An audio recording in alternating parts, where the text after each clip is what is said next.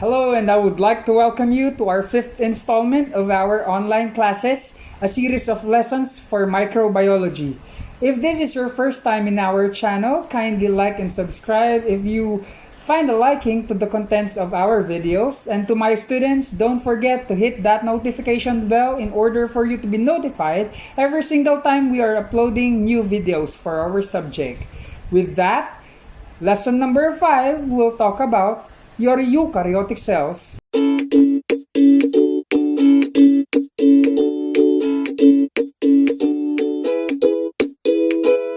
When we talk about eukaryotic cells, dapat there should be one concept that always comes into mind, and that is the presence of your nucleus. Together with this nucleus are specialized cellular structure that carries specific tasks for the cells, and that is what you call your organelles. The first organism that we're gonna talk about are your algae. When we talk about algae are basically photosynthetic eukaryotic microorganism under your kingdom Protista. The study of algae is termed as phycology. Algae are important in our daily lives. They serve as food sources, sources of iodine and different minerals. They serve as fertilizers and emulsifiers and even stabilizers for your favorite dessert for that matter. Your ice cream. Algae helps to stabilize ice cream and to make the ice cream an ice cream in consistency. Your algae are basic because of their photosynthetic capabilities. Rather than being classified to be an animal-like protozoa, they exhibit characteristics more of that of a plant. That's why they are termed to be your plant-like prokaryote. Also, your algae exists in different sizes as well as color. Only your desmids, your diatoms, as well as your dinoflagellates, which by the way is the cause of your red tide, are considered to be microscopic in nature. And the other algae are considered to be macroscopic, example of which are your kelp. Also, you can clarify your algae based from their pigments that gives them different color. Example of which are your chlorophyll, which gives green color, your xanthophyll, which gives brown color, your carotenoids, which will give a yellow-orange color, as well as your phycobilin, which will give a red and blue or red or blue color. Algae, generally speaking, are very seldom to be reasons for diseases among humans. However, one known medical condition that is brought about by algal infection will be your protothecosis. Your protothecosis is caused about by your algae proteca, which causes small subcutaneous lesion which appears to be wart and crusty-like. However, if left untreated, it might infect tissues that lies deeper than the subcutaneous layer and might even reach your lymphatic system. When it reaches your lymphatic system, it might cause debilitating effects and worse, death. Other algal cells, or your algae for that matter, releases phycotoxins, and these phycotoxins harm both human beings as well as animals. Be more of a plant-like protist. Your protozoa that we're gonna talk about now is classified to be more animal-like. Your protozoa does not have any chlorophyll pigment at all. Therefore, they cannot photosensitize. The question now is, sir, where will they get the nutrients that they should have in order for them to survive? Basically, they have this structure called your cytosome. Your cytosome is like a primitive mouth that enables them to engulf food as well as drink water. In the process, we call phagocytosis for eating or engulfing, as well as pinocytosis. Similar to your algae, this protozoa does not have any well-defined cell wall. In order to protect themselves, they develop a thicker cell membrane we call your pellicle.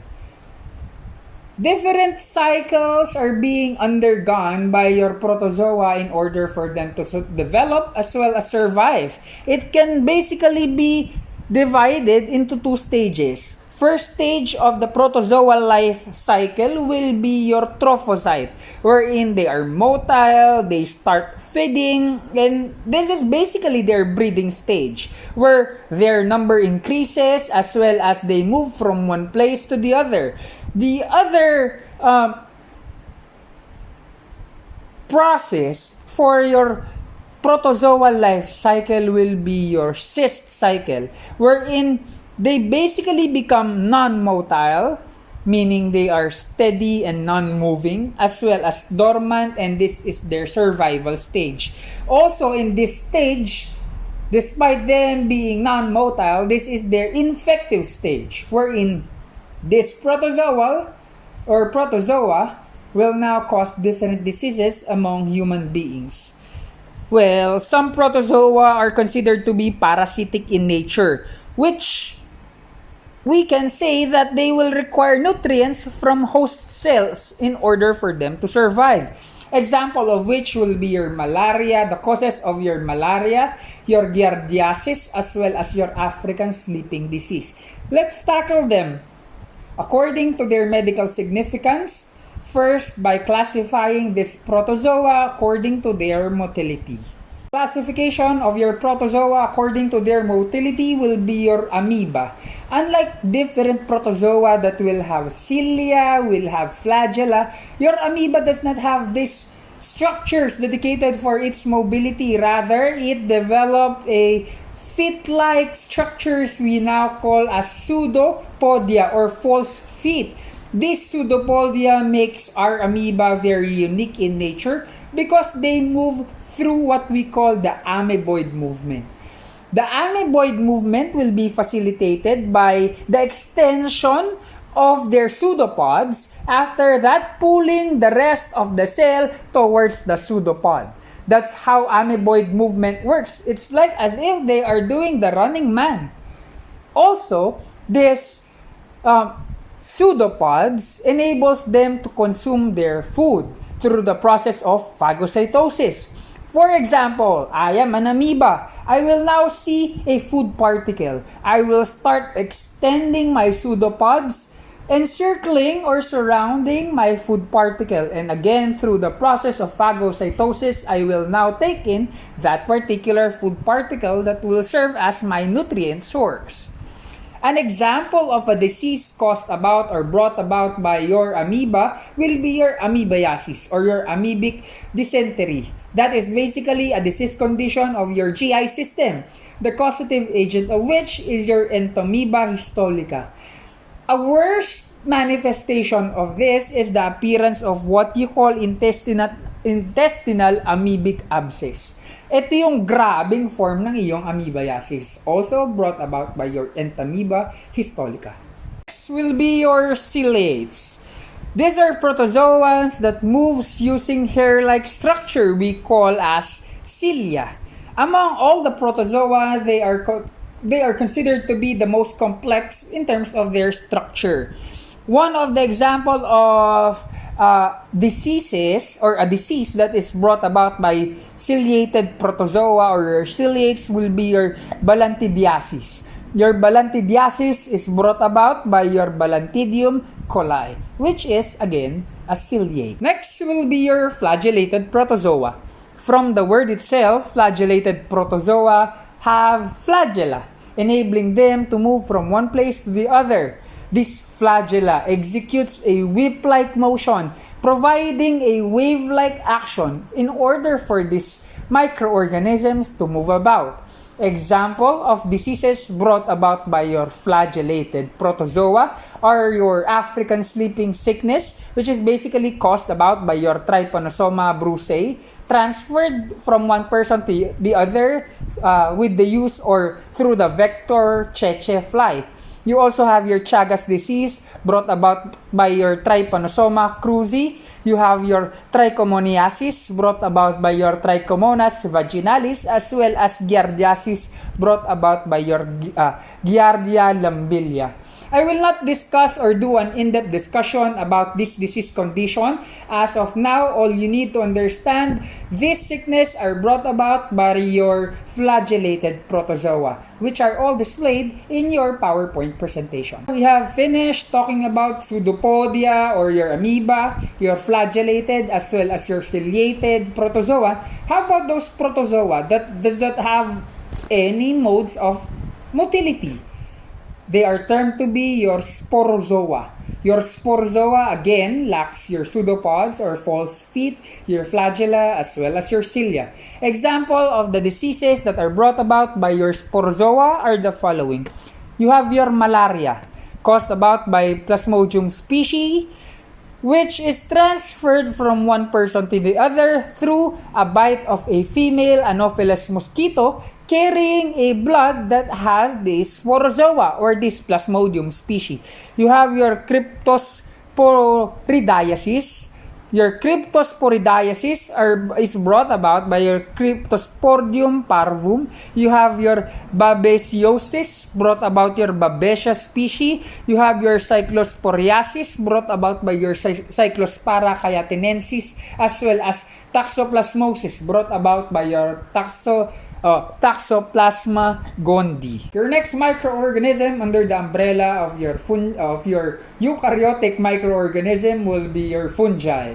Fungi are very unique primarily because it's a kingdom by itself. Your fungi can exist either as saprophytes, meaning they will thrive on organic materials, decomposing and digesting them, returning them back to absorbable nutrients in order to be recycled, using it to facilitate the natural cycle of life. Or they can exist as parasitic microorganisms, meaning they will find a host and thrive to these hosts in order for them to live and survive, such as your humans and animals. When we talk about fungi, most of the time, the first thing that comes in our mind will be your mushroom. You have your shiitake, or whatever mushroom for that matter. However, it is important for you to understand that strictly speaking, your fungi are not plants, even vegetable. First and foremost, they do not have chlorophyll. And number two, unlike your vegetables that is composed of cellulose, your fungi does not have any cellulose in their cell or in their structure. Rather, they have this what you call chitin. Your chitin or your chitin are basically the same chitin that exists in arthropods' exoskeleton. Wala silang cellulose. That's why we cannot strictly consider them to be plants nor vegetables. When we talk about fungi, in order for us to classify as well as identify fungi, we need to study their structures. We start with the building blocks of your fungi, which is basically called your hyphae. Your hyphae or your hypha are filamentous growth found in fungi. These are basically the basic body plan of fungi. This can cell divide, and upon cell division, it is important for us to understand how they finish dividing, if they will have compartments or not. I'm talking about the presence of septa because these are special clues in order for us to determine if indeed this fungi that has been separated in a clinical specimen has already been identified or not. We have basically two major classifications of fungi according to the presence of their septa. Yung meron is called septae at yung wala, your aseptae or your coenzytic coenzytic fungi. Your coenzytic fungi are said to be multinucleated in nature because basically all the nucleus mingle with each other due to the absence of a compartment.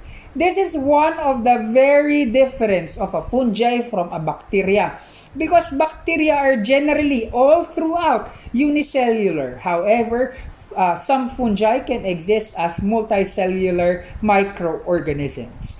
Also, when your hyphae as building blocks of your fungi will now intertwine and form as group, they will now form the structure you call as mycelium. These are the umbrella-like structure that you are seeing among mushrooms. The umbrella-like structure is basically an intertwined hypha. Ang tawag natin doon ay mycelium. Aside from studying the cellular structure of your fungi, you also need to understand how they are being reproduced or how they spread. You have basically two manners in order for this fungi to, replicate by themselves. Number one will be your sexual process. Sexual process will require two compatible gametes, then mating, forming sexual spores. That is your sexual reproduction. However, the amount of reproduction brought about by your sexual reproduction represents the minority. Kakaunti lamang ang napoproduce na daughter cells of this kind of reproduction. Most of the daughter cells or the replication happens through asexual replication or reproduction, which happens through three major processes. Number one is spore formation, wherein fungi will now have or generate spores.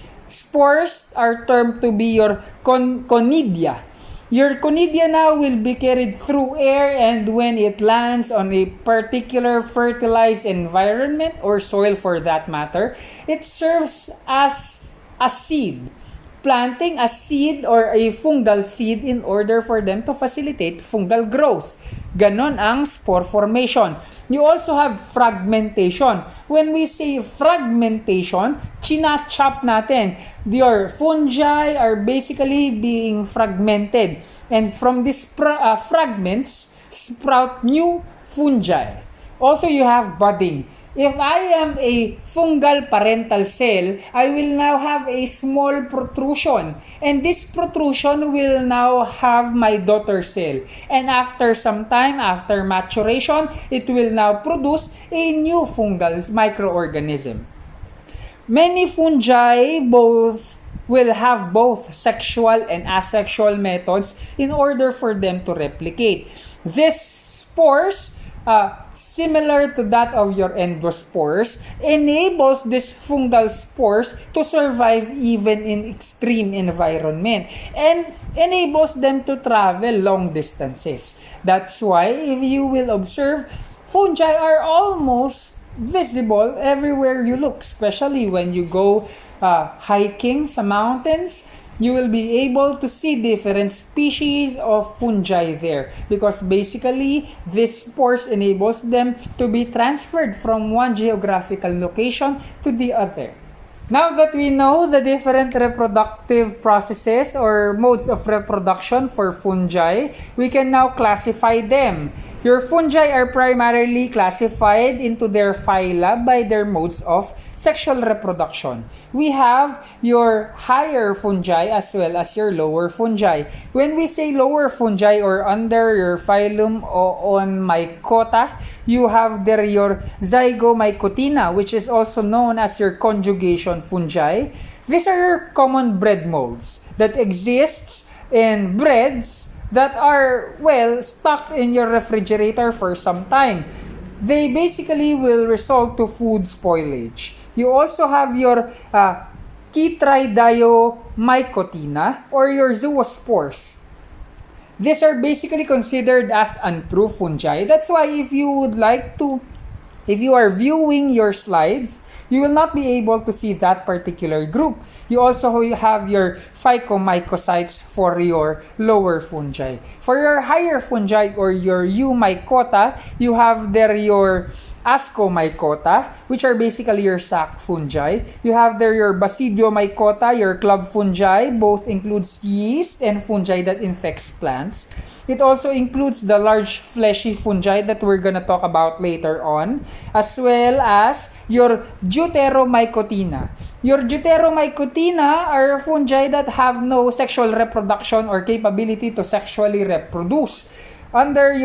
That's why they are considered to be your fungi imperfecta. Kasi wala silang mode to reproduce sexually. Example of which are your Penicillium as well as your Aspergillus. Now that I have mentioned yeast as well as molds, we now put them side to side. Yeast versus molds. Because they are basically classification of your fungi. We start with yeast. your yeast are unicellular or single-celled fungi. Number 2 is that they do not have hypha. That's why they have pseudohypha.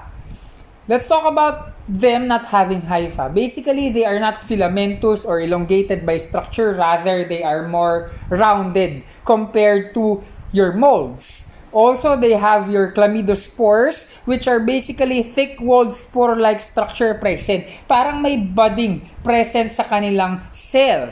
Examples of your yeast is your Saccharomyces cerevisiae or your baker's yeast. Your baker's yeast can perform fermentation two ways.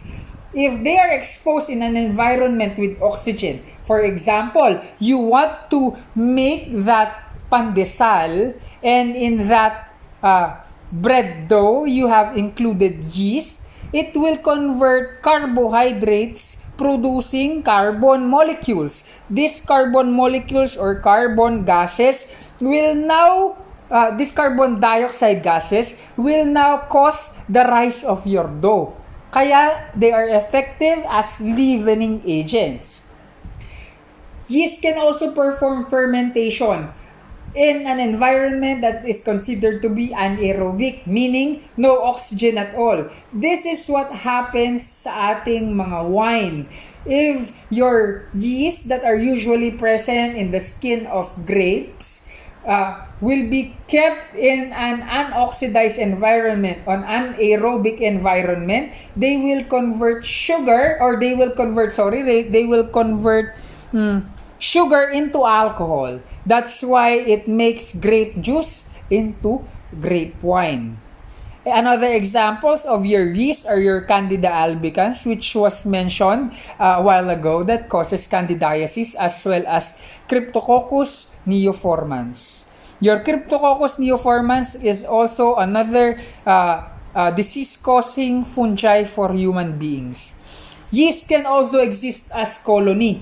In order for us to differentiate a yeast colony versus a bacterial colony, we can perform water or saline mixture drop as well as gram staining. Generally speaking, when you visualize yeast colony under the microscope, yeast colony are generally larger by structure. Now, we also have your molds. Molds are typically multicellular, which will have the growth of their hypha. Important to understand for these molds is that they basically are consisted with two hypha.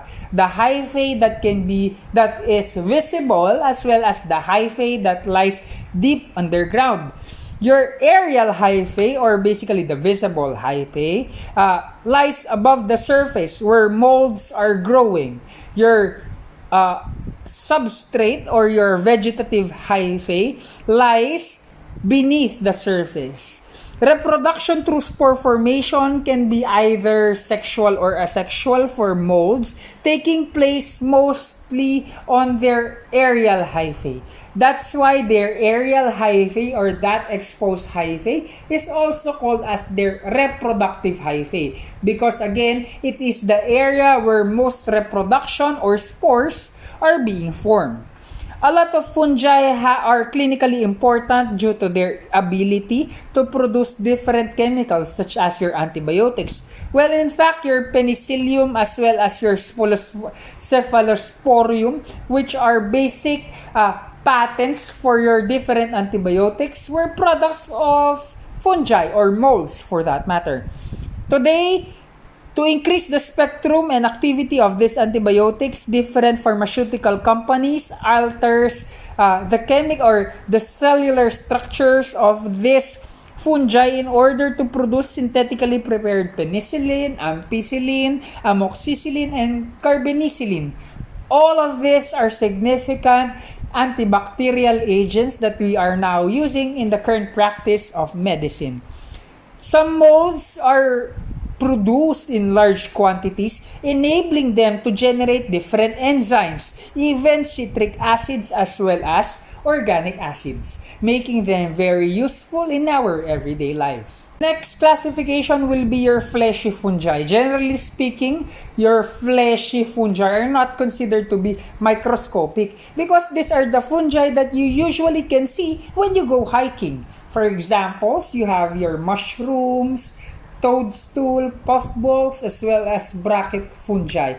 They are considered to be the true fungi because they consist of network of filamentous strands such as your mycelium that rises above the ground, which makes them visible. And from this mycelium, this umbrella-like structure lies beneath them are your spores. That's why, because of air pressure, spores that are being released in your mycelium will now be carried through air, and it will serve as if the seeds of the fungi. Scattering all those spores in good soil or in fertilized soil, it will enable the growth of your fungi or your fleshy fungi for that matter.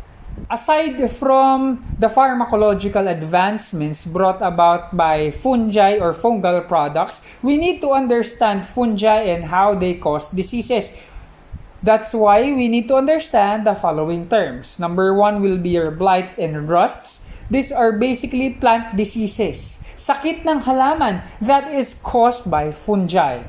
You need to understand that fungi releases mycotoxins that causes harm and disease both to human beings and animals. That's why yeast as well as molds or generally fungi that causes disease among humans and animals are termed or called mycoses. This mycosis or infection brought about by mycosis can be further classified specifically depending on the area of the body being affected by these fungal organisms. When we talk about mycosis, we start with those mycoses infecting the superficial layer of the body, ergo the term superficial mycosis. They basically infect the superficial layer of the skin as well as the hair, the toenails, and the fingernails, which are all dead cells for that matter. You also have your cutaneous mycosis, which infects the dermal layer of the body. There is this what you call dermatophytes. Your dermatophytes are molds that causes tinea infections. Example of which is your ringworm. That's why another important learning for this series is that ringworm are not brought about by worms, rather by molds. You also have your Candida albicans that causes candidiasis.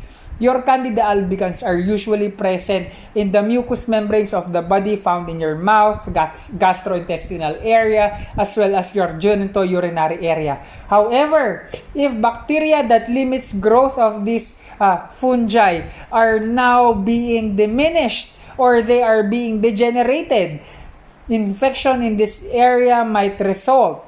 Examples of which are your oral thrush as well as your yeast vaginitis. Fungal infection that causes infection in the dermal layer and layers that lies deep within or beneath the dermal layer as well as the cutaneous layer will be called your subcutaneous mycosis. Example of a disease that is brought about by a subcutaneous fungi will be your Madura foot. Your Madura foot is brought about by your Mycetoma pedis. The foot will be covered with large, unsightly fungal containing lumps. Para siyang nagbubukol-bukol sa paa. That will be an example of your subcutaneous mycosis. And lastly, when these spores of pathogenic fungi are now being inhaled and reach our respiratory system, examples of which are your Mycosis and so on, they might cause systemic infection. Also, when you have inhaled common bread molds while you are immunocompromised, that might also lead to zygomycosis or mucormycosis that are both causative agents for different fungal infection that are considered to be systemic by nature. You also have your dimorphic fungi. Your dimorphic fungi can basically exist both as yeast and mold. They do not have a particular structure. That's why they are termed to be dimorphic. Dalawa ang morphological arrangement of this particular microbes or fungi. Our lichens. Our lichens are basically combination of two microorganisms. You have your algae as well as fungus that exists in a symbiotic relationship we call mutualism. Ibig sabihin, they both benefit from each other. They have a mutual understanding. Unlike someone that I know of. Just kidding. You also have, lastly, your slime molds. Your slime molds started as amoeba in their earlier part of their life, wherein they have ingested bacteria and fungi through phagocytosis. Now, developing their form as slime molds. This enables them to be motile and considered to be multicellular in form. You now have your slugs. No known slugs or slime molds, for that matter, causes any infection for human beings. To wrap it all up for this fifth installment for our series of microbiology classes, we have talked about eukaryotic microorganisms. Eukaryotic microorganisms, again, is unique from different microorganisms because of the existence of a true nucleus as well as specialized structures called organelles. We also started our discussion by defining what algae are. Algae are photosynthetic eukaryotic microorganism, and the disease condition known to man that is brought about by algal species is your protozoa. Also, you have like your animal-like microorganisms. If your algae is plant-like, your animal-like microorganisms or prokaryotes will be your protozoa. We have also tackled the life cycle of your protozoa, namely your trophozoite as well as your cyst phase. Your trophozoite is the mobile or motile, feeding, and replication stage, while your cyst is considered to be the non-motile, dormant, and survival stage. Also, we have classified different protozoa according to their ability to move about. You have your amoeba that has pseudopods that enables them to phagocytize. You have your ciliates that will have cilia, as well as your flagellated protozoa that has flagella. However, those protozoa that are considered to be non-motile are termed to be sporozoa. We then discussed your fungi. Your fungi are basically a kingdom by itself, and the study of fungi is termed as mycology. We have studied different cellular structures of fungi, namely your hypha, your mycelium, as well as if they are septate or aseptate. We have also differentiated the different reproductive processes by which your fungi reproduce. You have your asexual as well as your sexual. When we talk about asexual, these are we've specified this as your spore formation. You have there your fragmentation as well as your budding. Also, we have classified your fungi according to their reproduction. You have your lower and higher fungi that is visible on this summary slide. Lastly, we have compared yeast and molds alike. Yeast are unicellular while molds are multicellular. Yeast have pseudopodia or pseudohypha rather, and molds have real filamentous extensions or your hypha. Your spores for yeast are called blastospore, while your yeast for molds is called conidia for reproduction. Yeast does not have any sexual spores, while molds does. And we have also somewhat discussed what lichens are as well as slime molds. That basically wraps up the fifth installment for our online microbiology class. I hope you stay safe.